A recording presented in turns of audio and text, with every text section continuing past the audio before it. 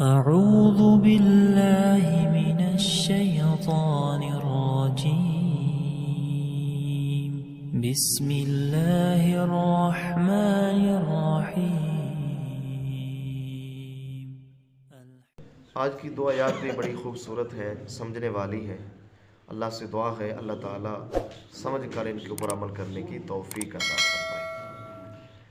اللہ تعالیٰ فرماتے ہیں اِنَّا بے شک ہم نے جعلنا بنایا ہم نے ما علی الارض جو کچھ زمین پر ہے، یعنی جو کچھ زمین پر ہے ہم نے اس کو بنایا ہے زینتاً زینت لہا اس زمین کی، یعنی اس زمین کے اوپر جو کچھ بھی ہے وہ زمین کو اللہ تعالیٰ نے زینت دینے کے لیے بنایا ہے. یعنی اس کے اوپر درخت ہے، پہاڑ ہے، سمندر ہے، دریا ہے، پودے ہیں، نباتات ہیں، انسان ہیں، حیوانات ہیں، جو کچھ بھی ہے یہ سارا کچھ اس زمین کی زینت ہے. اب اگلی بات میرے محترم بھائیوں سمجھنے والی ہے. اللہ فرماتے ہیں لِنَبْلُوَهُمْ أَيُّهُمْ، یہ ساری جو ہم نے زینت کی چیزیں بنائی ہیں اس زمین کے اوپر، تو اللہ فرماتے ہیں لِنَبْلُوَهُمْ، اس لیے تاکہ ہم آزمائش کریں، ایہم کون ہے ان میں سے، احسن زیادہ اچھا عملا عمل میں. یعنی دنیا کی جتنی زینت کی چیزیں ہیں، جو بھی اللہ تعالیٰ کی طرف سے نعمتیں ہیں، یہ ساری چیزیں انسان کے لیے امتحان کا درجہ رکھتی ہیں. انسان کے لیے جو چیز بھی زینت ہے، مال ہے، اولاد ہے، مویشی ہیں، جانور ہیں، پودے ہیں، نباتات ہیں، حیوانات ہیں، ہر چیز کے اندر میرے محترم بھائیوں انسان کے لیے امتحان ہے. جیسے کہ اللہ تعالیٰ فرماتے ہیں المال والبنون زینت الحیات الدنیا، کہ یہ مال اور یہ اولاد یہ دنیا کی زندگی کی زینت ہے. اب اس زینت کے اندر اللہ تعالیٰ نے امتحان رکھ دیا ہے. مال ہے تو یہ امتحان ہے کہ اس کو کہاں سے حاصل کرتا ہے، کہاں خرچ کرتا ہے. اولاد ہے تو یہ بھی امتحان ہے کہ اولاد کی تربیت کیسے کرتا ہے، اولاد کو کس راستے کے اوپر چلاتا ہے، یہ بھی امتحان ہے. جتنی بھی زینت کی چیزیں ہیں، ہم پیچھے سورہ آل عمران کے اندر آیت نمبر 14 کے اندر پڑھ کے آئے ہیں.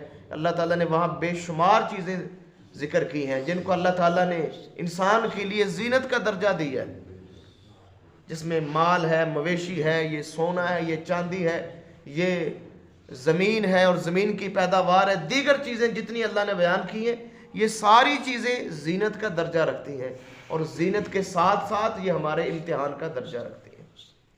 تو میرے محترم بھائیوں انسان کو سنبھل کے زندگی گزارنی چاہیے کہ جس چیز کو بھی انسان مہیا کرتا ہے، حاصل کرتا ہے، وہ ہر چیز اس کے لیے زینت اور امتحان کا درجہ ہے.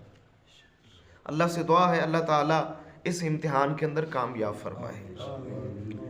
اور آگے اللہ تعالیٰ فرماتے ہیں وَإِنَّا، اور بے شک ہم لَجَاعِلُونَ، البتہ کر دینے والے ہیں، بنا دینے والے ہیں، ما جو علیہا اس کے اوپر ہے، سعیداً جرزا، صاف چٹیل میدان. یعنی ایک دن ایسا آنے والا ہے کہ جو کچھ زمین کے اوپر موجود ہے ہم اس کو ایک دن بالکل صاف اور چٹیل میدان کر دیں گے، اس کو بنجر کر دیں گے، صاف میدان ہو جائے گا.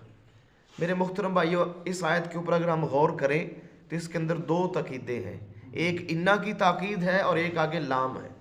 یعنی دو تاکیدوں کے ساتھ اللہ تعالیٰ بیان کر رہے ہیں کہ یہ ساری جو زینت کی چیزیں ہیں، یہ پہاڑ، دریا، سمندر، یہ وادیاں، یہ نباتات، یہ انسان، یہ حیوانات، جو کچھ بھی اس دنیا کے اندر ہے اللہ نے بنایا ہے، یا اللہ تعالیٰ کی بنائی ہوئی چیزوں کو انسان نے آگے استعمال کر کے بنایا ہے، جیسے عمارتیں ہیں، دیگر چیزیں ہیں.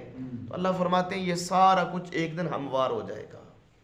ان دونوں آیتوں کے اندر میرے محترم بھائیو اللہ تعالیٰ جناب محمد الرسول اللہ صلی اللہ علیہ وسلم کو تسلی دے رہے ہیں کہ یہ کفار مکہ اور جتنے بھی لوگ جو دنیا کی چیزوں کے اوپر اتراتے ہیں، غرور کرتے ہیں، تکبر کرتے ہیں، ایک دن یہ ساری زینت کی چیزیں ختم ہو جائیں گی. ان ساری زینت کی چیزوں کی زندگی بہت مختصر ہے، چند دن کی ہے. پھر نہ سبزہ رہے گا، نہ پہاڑ رہیں گے، نہ عمارتیں رہیں گی، نہ کوٹیاں رہیں گی، اور نہ ہی یہ زمینیں، نہ یہ سمندر، نہ یہ دریا رہیں گے. ہر طرف مٹی ہی مٹی ہوگی، اور مٹی بھی ایسی ہوگی کہ اس کو بنجر کر دیا جائے گا، ہموار ہو جائے گی. تو میرے محترم بھائیوں معلوم ہوا کہ دنیا کی ساری چیزیں جن کو انسان اون کرتا ہے، انسان سمجھتا ہے کہ یہ میری ہیں، ایک دن ایسا آئے گا یہ ساری چیزیں ختم ہو جائیں گی اور سب کا سب صاف اور چٹیل میدان بن جائے گا. تو میرے محترم بھائیوں معلوم ہوا کہ انسان اس کو ویلیو دے جو ہمیشہ اس کے ساتھ رہیں گے. وہ انسان کے نیک اعمال ہیں، وہ نماز ہے، وہ اللہ کی رضا ہے، محمد الرسول اللہ صلی اللہ علیہ وسلم کی اطاعت ہے، آپ کی سنت کے اوپر عمل ہے. یہ انسان کے ساتھ ہمیشہ رہے گا، قبر کے اندر بھی، حشر کے اندر بھی، حتیٰ کہ جنت کی دہلیز تک محمد کریم علیہ الصلوۃ والسلام کی سنتیں، آپ کے طریقے، آپ کے انداز جنت کے ساتھ، جنت تک آپ کے ساتھ رہیں گے. تو کیوں نہ میرے محترم بھائیوں انسان ان کو آن کرے کہ یہ میری چیزیں ہیں، نبی کی سنت کے اوپر عمل کرنا یہ میرا فرض ہے، یہ میری چیزیں ہیں، قرآن کو سمجھنا، اس کے اوپر عمل کرنا یہ میری چیزیں ہیں. ان کو انسان ویلیو دے. باقی ساری چیزیں میرے محترم بھائیوں امتحان ہے. انسان سمجھتا ہے کہ میرے پاس بہت پیسہ آ گیا ہے، یا میرے پاس بہت گاڑیاں آ گئی ہیں، یا میں بہت شہرت کا حامل ہو گیا ہوں.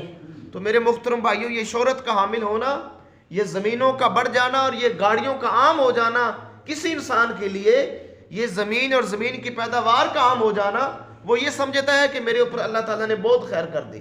لیکن اصل میں میرے محترم بھائیوں اس کا امتحان اور بڑھ گیا ہے. ہر چیز کے اندر جتنی زیادہ چیزیں ہوں گی اتنا زیادہ امتحان بڑھ جائے گا.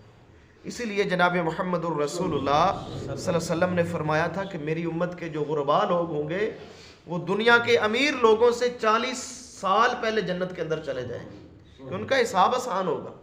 سب سے زیادہ حساب کے اندر پھنسنے والے وہ لوگ ہوں گے جن کے اوپر دنیا فراخ تھی، دنیا کی نعمتیں زیادہ تھی. سب سے زیادہ کڑا امتحان ان کا ہونے والا ہے. تو میرے محترم بھائیوں اگر دنیا کی چیزوں کے حامل انسان اللہ کی رضا کے مطابق اور محمد الرسول اللہ صلی اللہ علیہ وسلم کی سنت کے مطابق زندگی گزاریں گے تو انشاءاللہ یہ دنیا کی نعمتیں ان کے لیے جنت کے اندر درجوں کی بلندی کا سبب بنے گی. اللہ ان کے درجے بھی انشاءاللہ بلند کرے گا اگر وہ اللہ اور اس کے رسول کے بتائے ہوئے طریقوں کے مطابق زندگی گزارتے ہیں. تو میرے محترم بھائیوں دونوں آیات کا خلاصہ یہی ہے کہ دنیا کی ہر نعمت عارضی ہے اور دنیا کی ہر نعمت جس کو انسان آن کرتا ہے وہ اس کے لیے امتحان کا درجہ رکھتی ہے. اب انسان کو اختیار ہے کہ وہ کس طرح اس کے اندر کامیاب ہوتا ہے. اللہ سے دعا ہے اللہ سمجھنے کی اور عمل کرنے کی توفیق عطا فرمائے.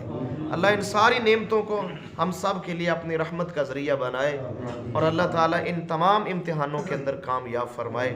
اللہ سے دعا ہے اللہ تعالیٰ کمی کوتاہی معاف فرمائے.